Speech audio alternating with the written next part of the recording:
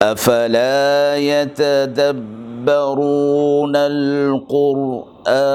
ام على قلوب اقفالها، تو کیا یہ لوگ قرآن میں غور نہیں کرتے یا دلوں پر قفل لگ رہے ہیں؟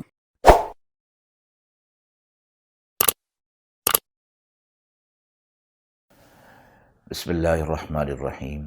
السلام علیکم ورحمۃ اللہ۔ ناظرین کرام، درس قرآن کے سلسلے میں آج سورہ آل عمران کی آیت نمبر 159 سے ابتدا کر رہے ہیں۔ اعوذ باللہ من الشیطان الرجیم، بسم اللہ الرحمن الرحیم۔ فبما رحمة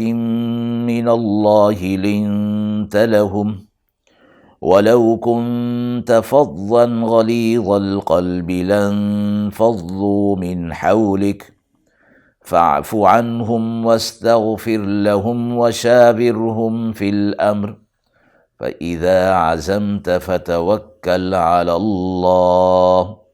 ان اللہ یحب المتوکلین۔ سو کچھ اللہ ہی کی رحمت ہے کہ آپ کو نرم دل مل گیا، اور اگر آپ تند خو اور سخت دل ہوتے تو یہ آپ کے پاس سے دور ہو جاتے۔ سو آپ ان کو معاف کریں اور ان کے واسطے بخشش مانگ لیں اور ان سے کام میں مشورہ لیں۔ جب آپ قصد کر چکے اس کام کا تو پھر اللہ پر بھروسہ رکھیں، بے شک اللہ بھروسہ کرنے والوں کو توکل کرنے والوں سے محبت رکھتا ہے۔ غزوہ احد میں رسول اللہ صلی اللہ علیہ وسلم کی صحابہ اکرام کی جو اجتہادی لغزش ہوئی اور مسلمانوں نے میدان چھوڑا، اس وجہ سے جو آپ صلی اللہ علیہ وسلم کو صدمہ اور غم پہنچا تھا، اگرچہ آپ صلی اللہ علیہ وسلم نے اپنے اعلیٰ اخلاق اور عادات کی بنا پر اس کو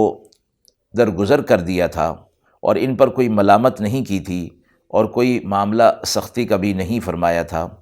لیکن اللہ تعالیٰ کو اپنے رسول صلی اللہ علیہ وسلم کے ساتھیوں کی دلجوئی اور ان کے دلوں میں اس غلطی پر جو صدمہ تھا اور قصور پر جو ندامت تھی، ان سب کو دھو دینا اللہ کو منظور ہوا۔ تو اس آیت میں آپ صلی اللہ علیہ وسلم سے مزید لطف و کرم کی ہدایت فرمائی اور صحابہ اکرام سے معاملات میں مشورہ لینے کا حکم دیا۔ فرمایا کہ یہ اللہ ہی کی رحمت ہے کہ آپ کو نرم دل مل گیا۔ اس میں آپ صلی اللہ علیہ وسلم کو اس آیت کے اندر ایسی چیزوں کا اختیار کرنے کا حکم دیا گیا ہے کہ جس میں آپ صلی اللہ علیہ وسلم کی مدح، آپ صلی اللہ علیہ وسلم کی عظمت جو ہے وہ پائی جاتی ہے،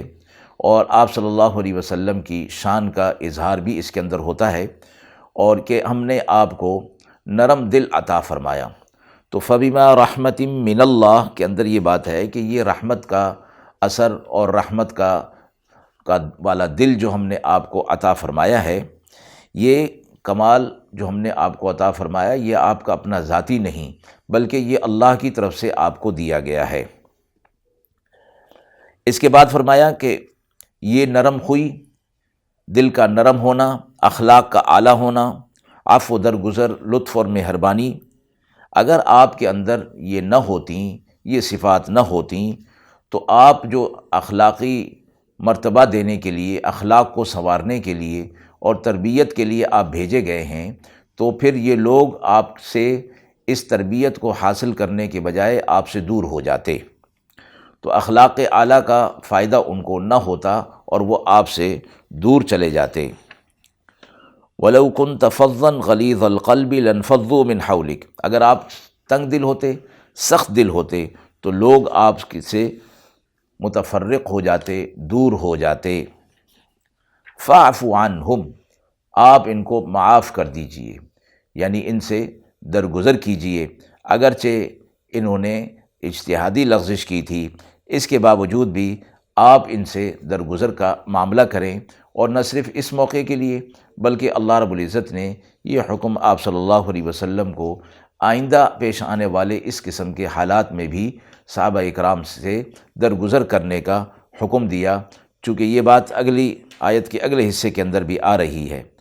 فاعفوا عنہم، ان کو معاف کر دیجئے، واستغفر لہم، اور اللہ رب العزت سے بھی ان کے لیے مغفرت طلب کیجئے، یعنی خود بھی ان سے درگزر کیجئے اور اللہ رب العزت سے دعا کیجئے کہ اللہ بھی ان سے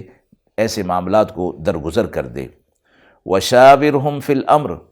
اور ان سے اپنے معاملات میں مشورہ لیجئے۔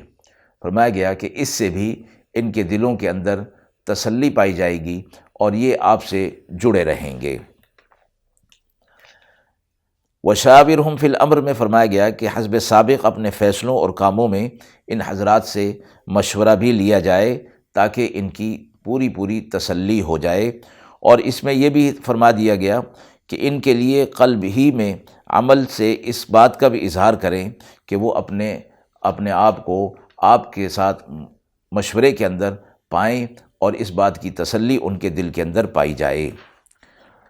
فَإِذَا عَزَمْتَ فَتَوَكَّلْ عَلَى اللَّهِ، پھر جب آپ قصد کر چکے اس کام کا تو پھر بھروسہ اللہ پر کیجئے، یعنی ان کی طرف سے جو لغزش ہو رہی ہے یا آئندہ ہوگی تو پھر آپ کا ارادہ اچھے کام کا ہے، نیک کام کا ہے، اور آپ اللہ پر بھروسہ رکھتے ہیں، تو اللہ پر بھروسہ رکھتے ہوئے ہی آپ اپنے کام کو سر انجام دیجئے۔ بے شک اللہ توکل کرنے والوں سے محبت رکھتا ہے۔ اس آیت میں تربیت کے لیے اور فرمایا کہ رہنمائی کے لیے ایک مصلح اور ایک داعی کی جو صفات ہونی چاہیے ان کا ذکر اس آیت مبارکہ کے اندر فرمایا گیا ہے۔ سب سے پہلی بات یہ فرمائی گئی کہ نرم دل ہونا چاہیے،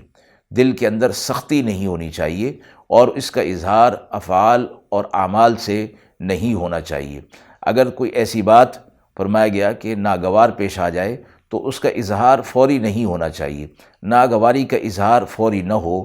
تو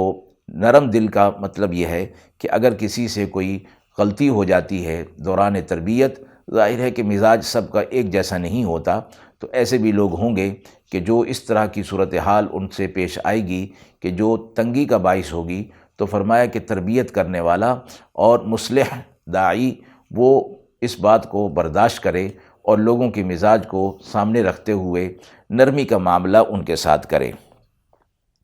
ساتھ ہی فرما دیا گیا کہ اخلاق بھی اعلیٰ ہونے چاہیے، چونکہ صفات جو اپنے اندر موجود ہوں گی تربیت کے حوالے سے وہی دوسرے کے اندر منتقل کی جائیں گی، اور جیسے فرمایا گیا کہ انسان جس چیز پر خود عمل کرتا ہے اس بات کی جب تاکید دوسروں کو کرتا ہے تو اس کے اندر پھر اثر ہوتا ہے۔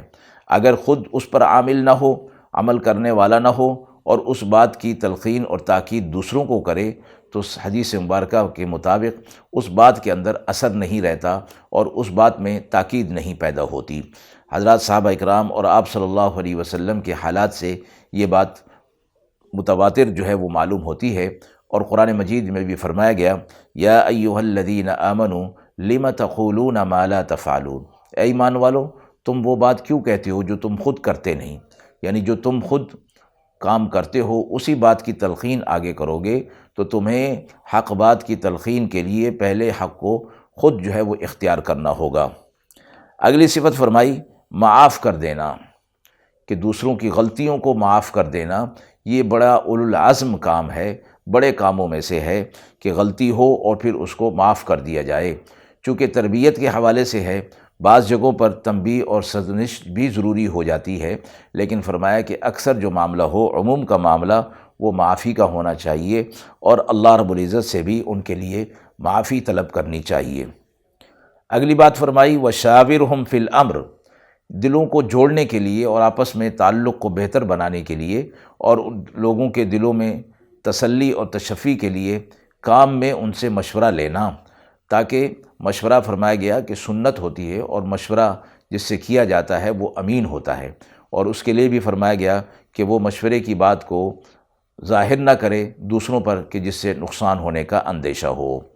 ساتھ ہی فرما دیا کہ اللہ پر توکل ہونا چاہیے، داعی کو، مصلح کو اللہ پر بھروسہ کرتے ہوئے تربیت کے کام کو اور نیکی کے کام کو آگے بڑھاتے ہوئے کام کرتے رہنا چاہیے۔ اللہ توکل کرنے والوں سے محبت رکھتا ہے۔ وآخر دعوانا ان الحمد للہ رب العالمین۔